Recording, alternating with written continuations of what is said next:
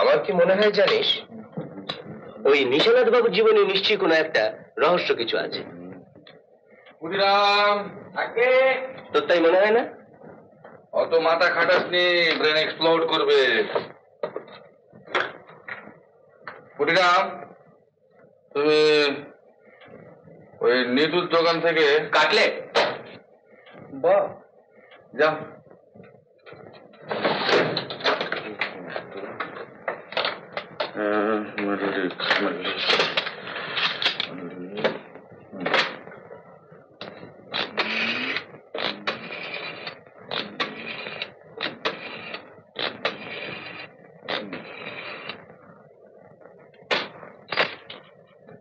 Hello, mister Mallick আছেন? এখানে তো 5 জন মিস্টার মল্লিক আছেন, আপনি কাকে খুঁজছেন? আপনাকেই চাইছি। ওহো, সত্যান্বেষী, কি খবর বলুন? আচ্ছা, ওই বিষবৃক্ষের প্রিন্টটা আছে এখনো? থাকলে সে তো ভাই ডিস্ট্রিবিউটরের কাছে আছে। ওর গানের অংশটা দেখা যায়? দেখা যাবে না কেন? তো আপনি এক কাজ করুন, ওই শ্রী গণেশ ফিল্ম 54/1 ধরমতলা স্ট্রিট, এখানে খোঁজ করে দেখুন। গণেশ ফিল্মস 54/1 ধর্মতলা যদি স্ট্রিট। থাকে দেখাবার ব্যবস্থা আমি করে দিতে পারি। চলুন।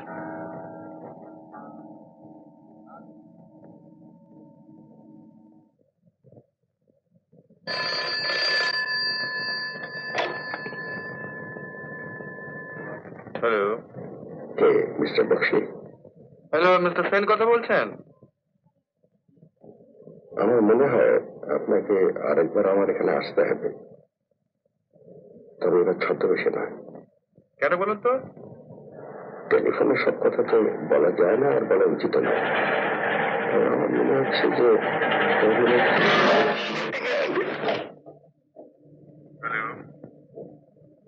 হ্যালো, হ্যালো, হ্যালো, হ্যালো, বলুন।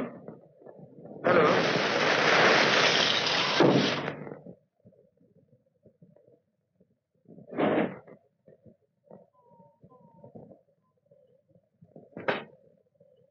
হ্যালো।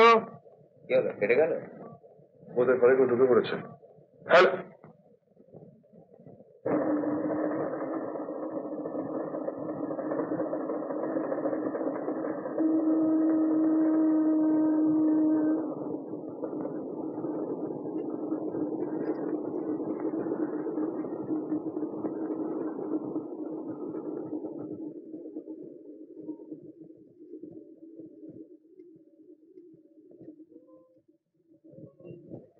শোন তো, শোন তো, ভালো করে শুন তো। শুনতে পাচ্ছিস কিছু? হ্যাঁ হ্যাঁ, কি? একটা একটা বাজনা, সেটার পরিষ্কার শোনা যাচ্ছে। দেখ।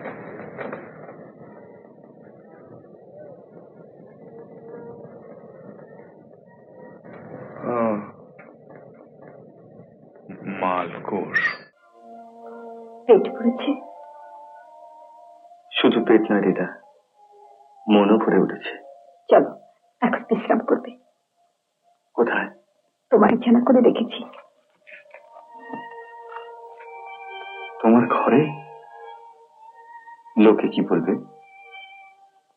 আমায় দুর্নাম দেবে, কুৎসা রটাবে, তাতে আমার অতখানি লাগবে না, যতখানি লাগবে তুমি আশ্রয়হীনের মতো ঘুরে বেড়ালে। সত্যি তো আমি আশ্রয়হীন না, মানুষের সবচেয়ে বড় আশ্রয় স্নেহ, প্রীতি, মমতা। যাকে ভালোবাসার কেউ নেই সেই কেবল সংসারে আশ্রয়হীন। তা হয় না দিদা। কেন হয় না? বুঝে দেখো। আমি সব বুঝে দেখেছি। আজ তুমি অসুস্থ, মায়ের পরে তোমার সেবা করার অধিকার আমার আছে। আমি মরবো না দিদা, কাজ যেমন এখনো শেষ হয়নি। আমি মধ্যে দিলে তো তুমি মরবে। এসো।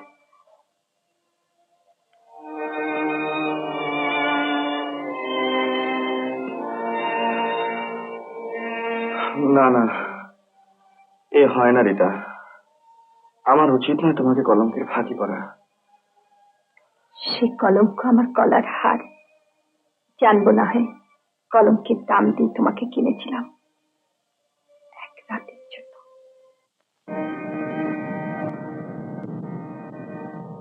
তারপর তারপর তারপর আকাশ থেকে একটা জ্যোতির্ময় তারা খসে পড়বে পৃথিবীর বুকে।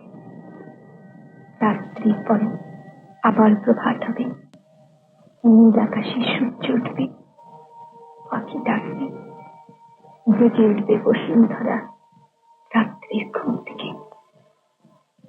কেন এত ভাবনা? মরমনা জানি, ধর্ম পাখানি এমনই আছে যারা কাজ নাই তাদের কথায় তফাতের তারা। বাহির দুয়ারে আলো লেগেছে, ভিতর দুয়ার খোলা, প্রদীপ ধরিয়া আধার করিয়া আলা। সেটা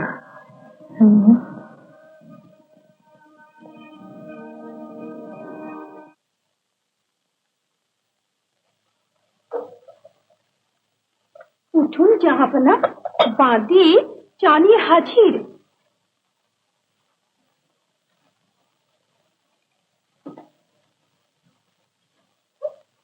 অসুখ করে আমার কাজ বাড়িয়ে এসেছে। শঙ্কর, উঠুন না শঙ্কর। শঙ্কর, দেখো তুমি চা খেয়ে তারপর তোমার যতক্ষণ ইচ্ছে তুমি ঘুমিয়ে। শঙ্কর, শঙ্কর, শঙ্কর, শঙ্কর। তো এখানে কি করতে এসছেন? আমার তো একটা আয়ে প্লাগ লোকের দরকার। তো আয়ে প্লাগটের মাইনেটা এমএ কি? আমার অফিসে আমার চেয়ে কেউ বিদ্বান হবে এ আমি চাই না, কারণ আমি ম্যাট্রিক পাস।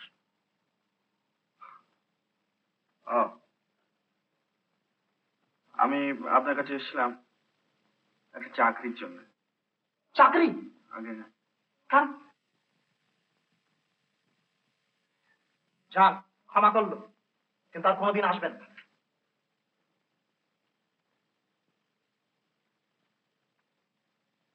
চাকরি?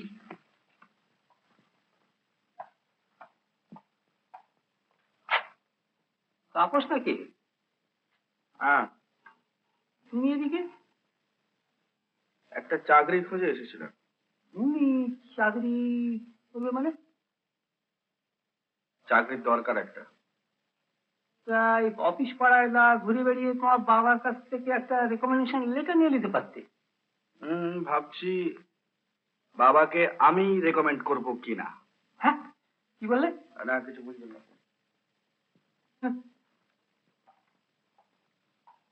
আপনি আমার বিমাতার বাপ। অনেক চিন্তা করে দেখলাম যে আমি 3 দিন না খেয়ে আছি। আরো বাকি 3 দিন যদি না খেয়ে আমাকে কাটাতে হয়, তাহলে অনিচ্ছা সত্ত্বেও আমাকে দেহ রাখতে হবে। কিছুই তো বলা যায় না, মানুষের আয়ু পদ্মপত্রে নেই। হয়তো একদিন দেখবেন এই আপনার বাড়ির রকেই আমাকে দেহ রাখতে হয়েছে। তারপর ধরুন বাবার রাগ পড়ে গেলে আপনাকে ডেকে জিজ্ঞাসা করবেন, শ্বশুর মশাই 2 টাকার জন্য ছেলেটা মরিয়ে গেল, তা দিলেই পারতেন। না, আমি তোর বাবাকে চিনি। চেনেন বলেই তো আপনাকে চান্স দিচ্ছি। কি দিচ্ছ? চান্স। আপনার মেয়ে মানে আমার বিমাতার জন্য তো আমাদের দুরবস্থা, তাই বলছিলাম যে মেয়ের হয়ে ক্ষতিপূরণ স্বরূপ 2 টাকা আমাকে দিলেই পারতেন। এই দেখো তাপস, আমার কাছে তুমি চালাকি করতে এসো না, বুঝলে? 2 টাকা কি বলছো? আমি 2 পয়সা দিও আমি তোমাকে ইয়ে করতে পারবো না। আমি তুমি যাবে এখান থেকে। কি ভাবছো? কি ভাবছো কি? ভাবছি যে 2 টাকা চটা বেশি। হ্যাঁ, বলছিলাম যে টাকা 2 চটা বেশি, একটু বেশি মনে হচ্ছে না? একটা কাজ করবেন? কি কি কি বলো? আমি খুব ভালো গান গাইতে পারি, তা আমার গান শুনে আপনি 2 টাকা আমাকে। গান শুনে টাকা? গান শুনে আমি টাকা কখনো কাউকে দিইনি, আর তোমাকে আমি দিতে পারবো না। তুমি যাও এখান থেকে, তুমি চলে যাও, আমি দিতে পারবো না। গান শুনে টাকা? তাহলে পাইচারি করছে কেন? কি পাইচারি করছে কেন? সিমেন্ট হয়ে যাবে। তা কি করবো? সব দেখো, পাস করেছো তো? করে ফেলেছি। যাও, চাকরি বাকরি থেকে দাও না। দিন না, আপনার তেল কলে একটা চাকরি। তেলের কাজটা শিখতে পারলে ওই পিছলে বেরিয়ে যাওয়ার চান্সটা আছে। পিছনে বেরিয়ে যাওয়ার চান্স আছে? আমি কেন? তোমার বাবার কোনো চেনার থেকে তুমি কাজ পাবে না, বুঝলে? যাও, বেরিয়ে যাও। মার্চেন্ট অফিস থেকে দাও না। তারা সব মার্চেন্টটা ভেনিস হয়ে বসে আছে, হ্যাঁ, আপনি বুঝবেন না। বলছিলাম যে কাজটা দেবে কে?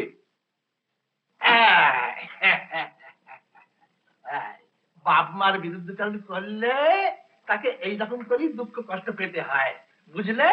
বুঝিনি, আপনি যখন বলছেন তখন আর বুঝতে পারেননি। বেরিয়ে যাও, বেরিয়ে যাও এখান থেকে। তুমি আর কি ইয়ার কি তাহলে এখনো বোঝেন আপনি? তাহলে তেলের পিপের মুখ এখনো বন্ধ হয়নি, খোলাই আছে। কি বলছো তুমি?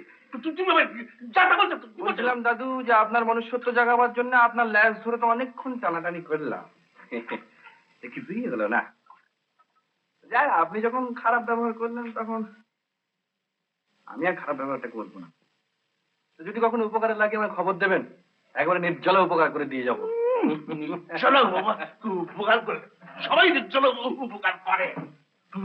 আমি তেলের পিঁপড়ে, হ্যাঁ, আমার লেহাজ আছে, যাও কেন করে।